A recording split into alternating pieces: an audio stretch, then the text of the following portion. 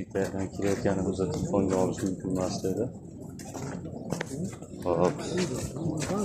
Mana 10 sahobalar.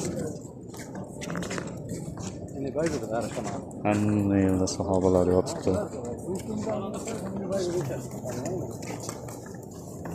10 mingdan ziyod sahobalar yotibdi bu yerda.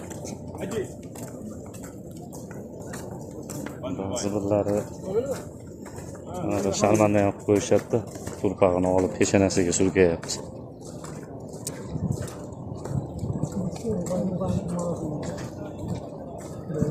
Qarang, birontasini bir anaqalari ham yozilmagan, falonchi sahoba, pistonchi sahobalar deb. Yerlarda o'sha nimadan keyin bir ochib ko'riladi-da. Shuni davomida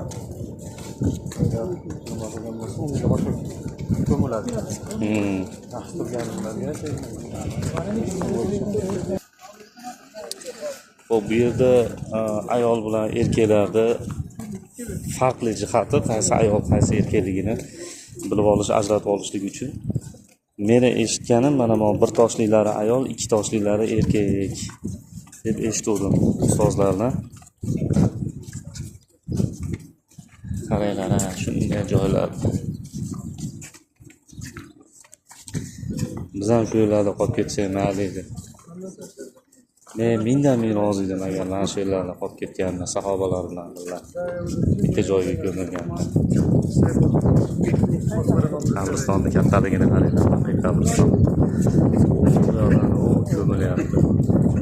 5 vaqt namoz ichida 10 janoza bo'ladi bu yerda. Janozalarni 5 tadan oladi. Yo'q, 1, 2, 3 ta. Hozir mana asrdan chiqishimizga 3 ta janoza o'qilibdi. 3 ta odam ko'milyapti. Yalla haji.